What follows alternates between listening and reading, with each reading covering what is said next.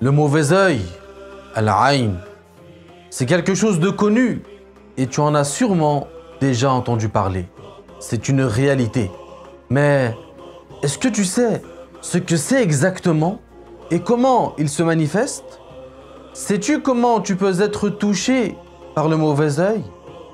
Sais-tu que même de grands savants ont été touchés par ce mal? Et sais-tu comment se préserver et comment guérir du mauvais œil quand on a été touché?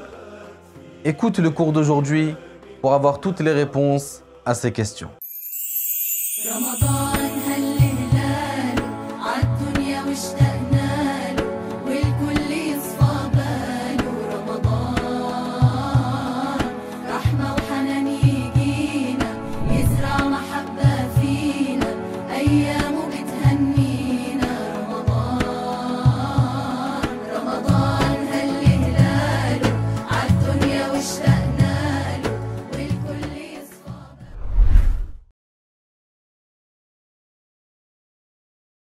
أعوذ بالله من الشيطان الرجيم.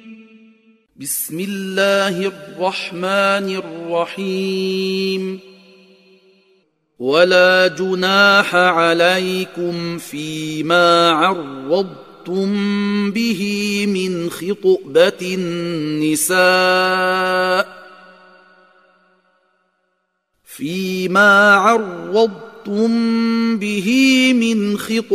النساء أو أكننتم في أنفسكم علم الله أنكم ستذكرونهن ولكن لا تواعدوهن سرا إلا أن تقولوا قولا معروفا ولا تعزموا عقدة النكاح حتى يبلغ الكتاب أجله واعلموا أن الله يعلم ما في أنفسكم فاحذروه واعلموا أن الله غفور حليم. لا جناح عليكم إن طلقتم النساء ما لم تمسوهن أو تفرضوا لهن فريضة ومتعوهن على الموسع قدره وعلى المقتر قدره متاعا بالمعروف حقا على المحسنين. وإن طلقتموهن من قبل أن تمسوهن وقد فرضتم لهن فريضة فنصف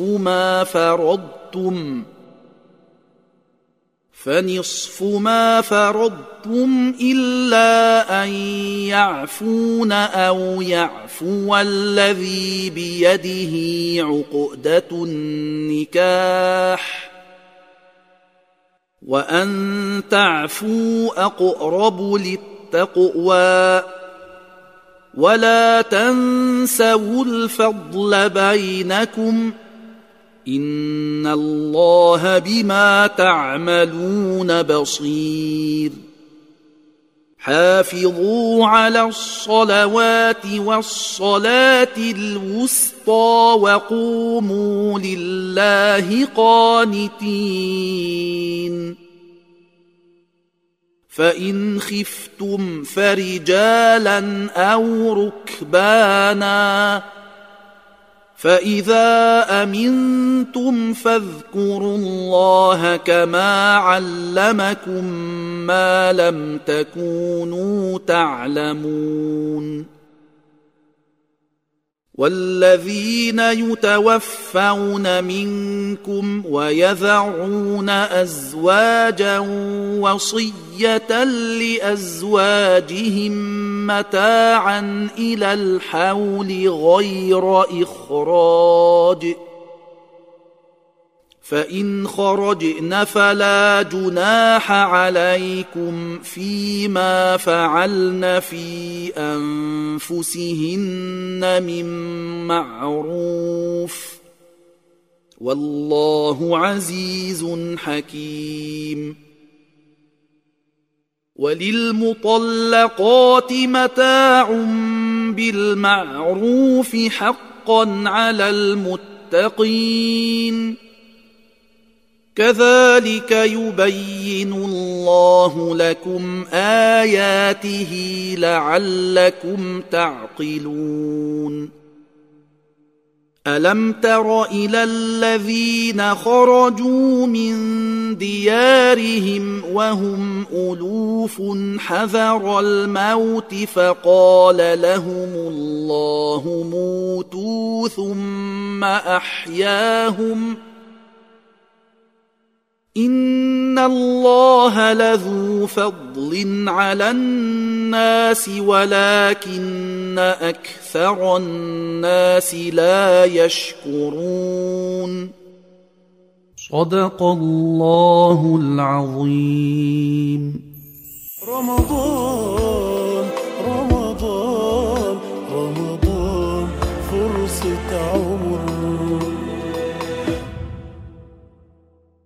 Le mauvais œil, al-ayn, c'est quelque chose de connu et tu en as sûrement déjà entendu parler. C'est une réalité. Mais est-ce que tu sais ce que c'est exactement et comment il se manifeste?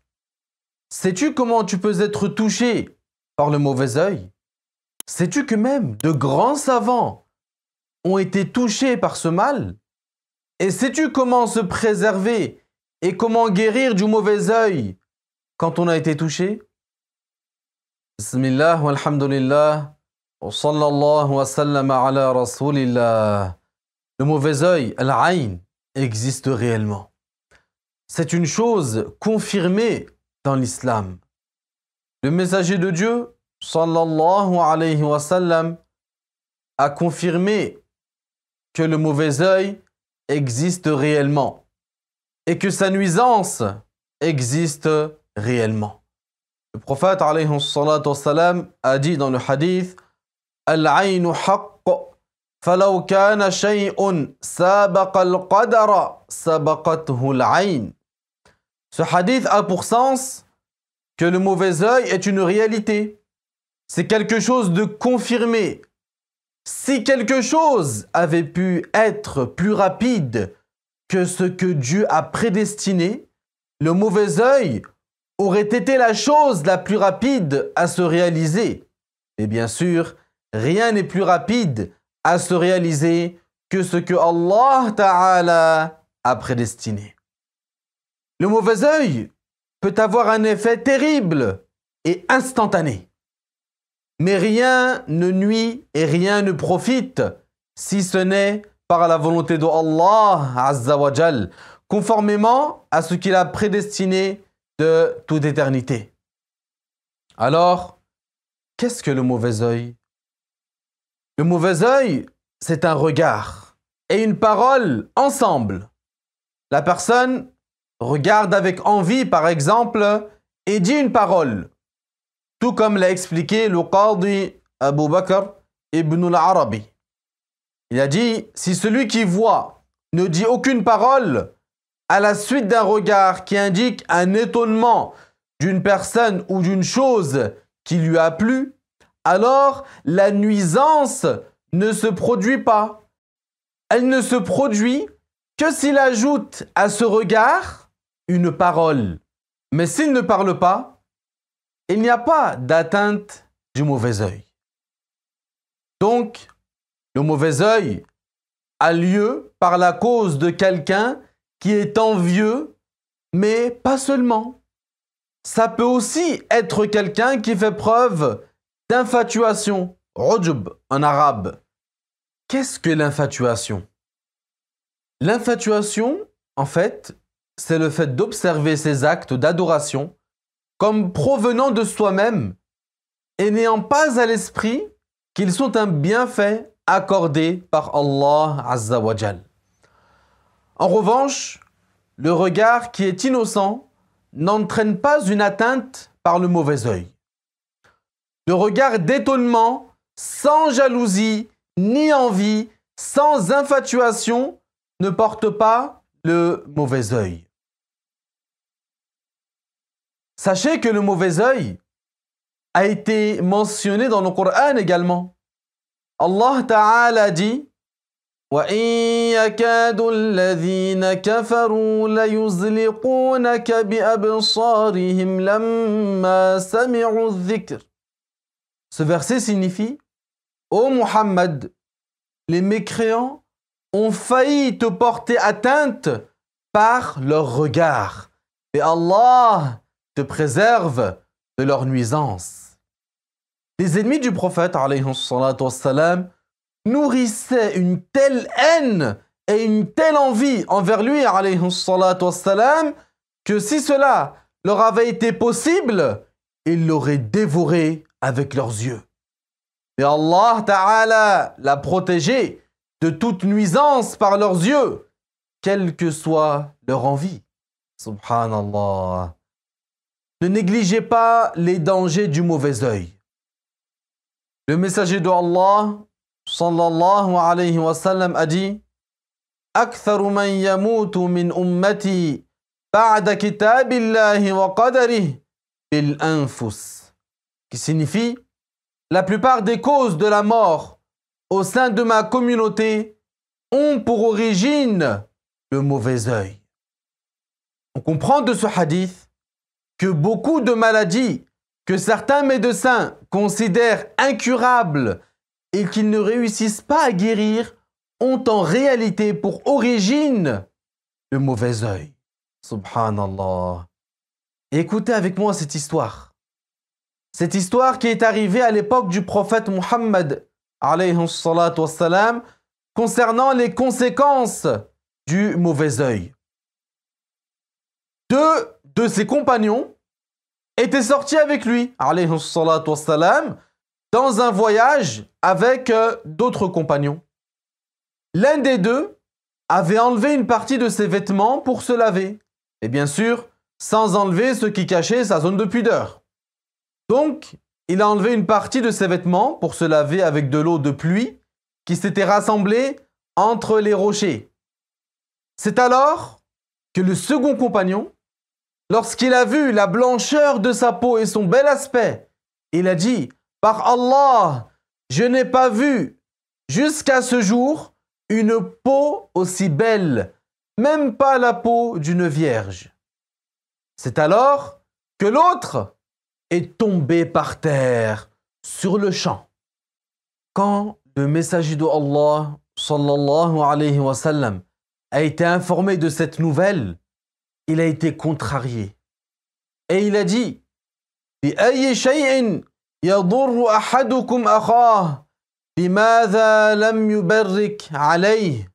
C'est-à-dire, pourquoi l'un de vous nuit-il à son frère?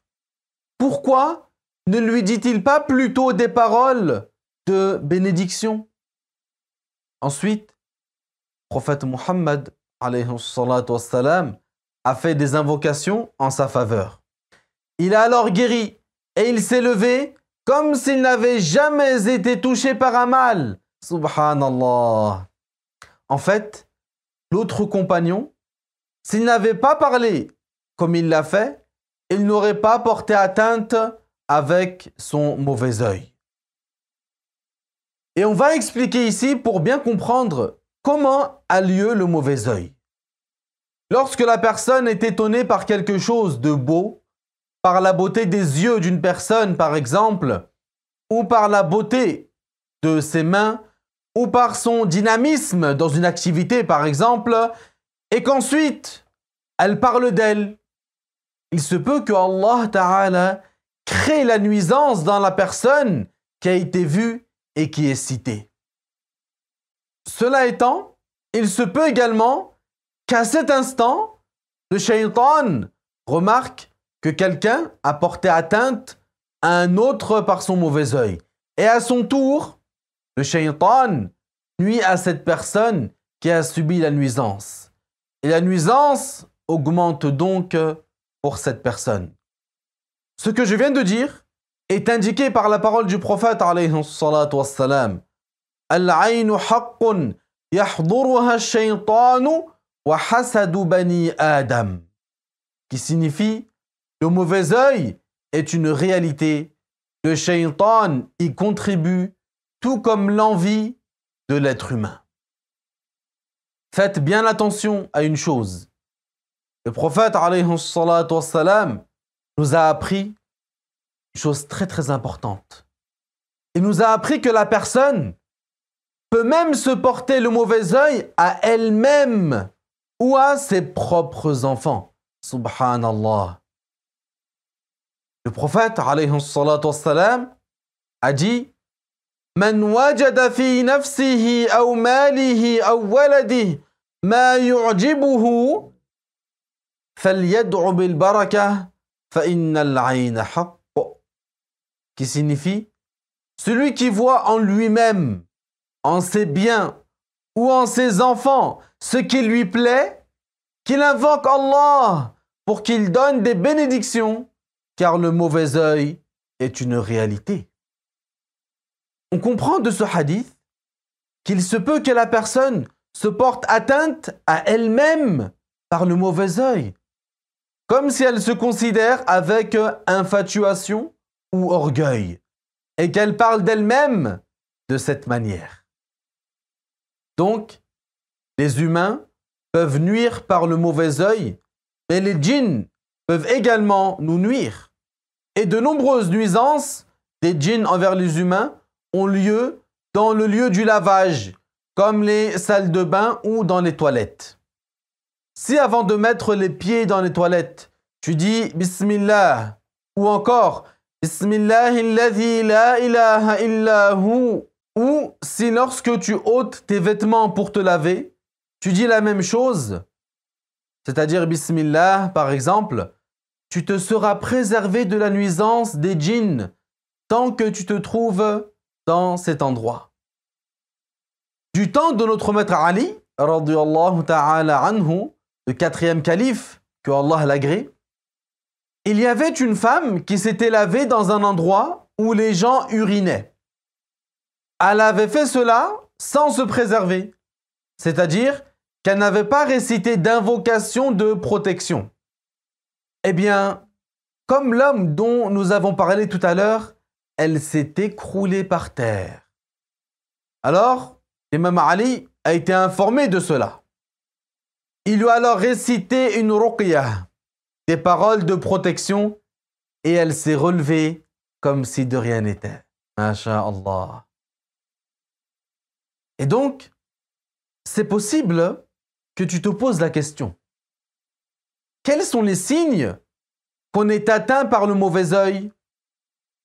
Le signe de l'atteinte du mauvais œil, c'est que la personne qui se trouvait dans un bon état de santé, qui ne se plaignait de rien, immédiatement, après l'atteinte par le mauvais œil, il devient fiévreux, ou il ressent des douleurs au niveau de ses yeux, ou bien une partie de son corps s'immobilise, ou bien il ressent une bouffée de chaleur intense et immédiate, ou il se peut qu'il soit atteint par d'autres types de maladies. Et il arrive également qu'il s'évanouisse immédiatement après l'atteinte du mauvais œil. Que Allah Ta'ala nous en préserve. Il est même arrivé quelque chose au récitateur réputé du Coran, le Cheikh Muhammad Rifat al-Misri. Cet homme avait une très belle voix, masha'Allah, une très très belle voix. Et un jour, alors qu'il était encore jeune, il était en train de marcher avec son père. Et ils ont rencontré un homme qui a été subjugué par la beauté de ses yeux. Il a alors dit à son sujet, « Ce jeune homme, par sa beauté, ressemble aux enfants des rois. » Et c'est à partir de ce moment-là que le récitateur du Coran a été atteint d'un mal au niveau de ses yeux, jusqu'à devenir aveugle. Et il est resté ainsi aveugle durant toute sa vie. Subhanallah. De telles histoires sont si nombreuses, malheureusement. Et le prophète Muhammad, alayhi salatu wassalam, nous a enseigné comment ne pas porter le mauvais œil quand on voit quelque chose qui nous plaît, par exemple. Si celui qui regarde quelque chose qui lui a plu, il dit « Allahumma barik fihi wa la tadurrah » ce qui signifie « Oh Allah, crée en lui la bénédiction et ne crée pas en lui de nuisance » ou une parole de cet ordre, alors aucune nuisance n'arrivera à cette personne. Il l'aura ainsi préservé avec cette invocation. Notre maître Ali, que Allah l'agrée, a rapporté que ses fils, Al-Hassan et Al-Hussein, ont été atteints du mauvais œil. Ils sont tombés malades, et ceci a chagriné leur grand-père, le messager d'Allah, sallallahu alayhi wa sallam. L'ange Jibril est alors venu à lui et lui a dit « Ya Muhammad, inni araka muktaiba » ce qui signifie « Ô Muhammad, je vois que tu es chagriné. » Le messager d'Allah, sallallahu alayhi wa sallam, lui a répondu que Al-Hassan et Al-Hussein étaient tombés malades. Jibril lui a alors indiqué de réciter sur eux une invocation et le messager d'Allah sallallahu alayhi wa sallam lui a demandé Bima u'awwidhuhuma, qui veut dire que pourrais-je le réciter? Et l'ange Jibril lui a alors enseigné de dire Allahumma dha sultani al-azim wal manni al-qadim dha rahmati al-karim ولي الكلمات التامات والدعوات المستجابات عاف حسنا وحسينا من أنفس الجن وأعين الإنس. Ce qui signifie Ô Allah, toi qui détiens la souveraineté sur les créatures, toi qui manifestes ta miséricorde en accordant des bienfaits aux créatures, toi qui as pour attribut la miséricorde, et tu es Al-Karim, tu es celui pour qui nous récitons les paroles du Coran, ces paroles qui ne comportent aucun défaut. Tu es celui pour qui nous récitons les évocations qui indiquent ta glorification. Tu es celui qui est glorifié. Préserve-nous de la nuisance causée par les djinns, c'est-à-dire ceux qui parmi les djinns nuisent aux humains, et préserve-nous de la nuisance causée par le mauvais œil des humains, c'est-à-dire de cette nuisance causée par certains humains. Le messager d'Allah, sallallahu alayhi wa sallam, aura donc fait la ruqya telle que le lui avait enseigné l'ange Jibril. Les enfants se sont relevés et se sont mis à jouer comme s'ils n'avaient jamais été atteints d'aucun mal. Masha'Allah. Donc le remède contre le mauvais œil, c'est de réciter des versets du Coran et des paroles de dhikr et non de se rendre chez des charlatans. Notre maître Ali a dit Awwidhu biha'ula'il kalimat anfusakum wa nisa'akum wa awladakum, qui signifie récitez ces paroles de préservation pour vous-même, pour vos épouses et pour vos enfants. Et si on les récite pour nous-mêmes, cela nous profite avant même d'être touchés par le mauvais œil.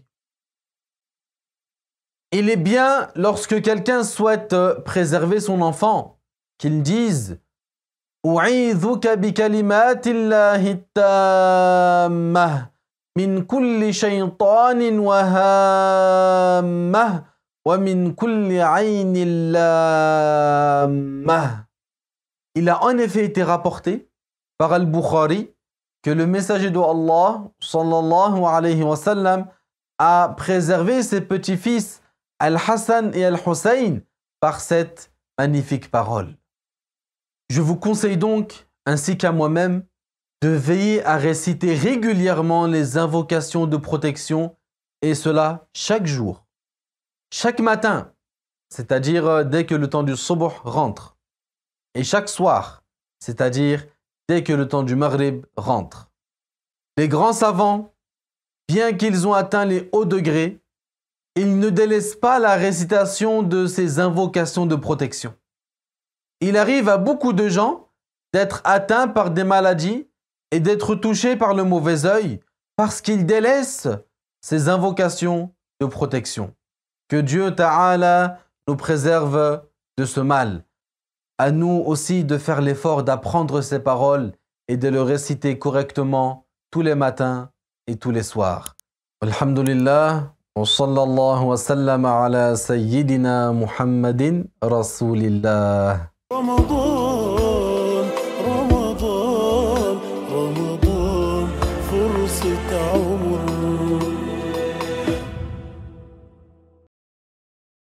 الحمد لله رب العالمين والصلاة والسلام الأتمان الأكملان على سيدنا محمد سيد الأنبياء والمرسلين اللهم إنا دعوناك فاستجب لنا دعاءنا فاغفر اللهم لنا ذنوبنا وإسرافنا في أمرنا اللهم اغفر للمؤمنين والمؤمنات الأحياء منهم والأموات اللهم من أحييته منا فأحيه على الإسلام ومن توفيته منا فتوفه على كامل الإيمان اللهم اكفنا بحلالك عن حرامك وأغننا بطاعتك عن معصيتك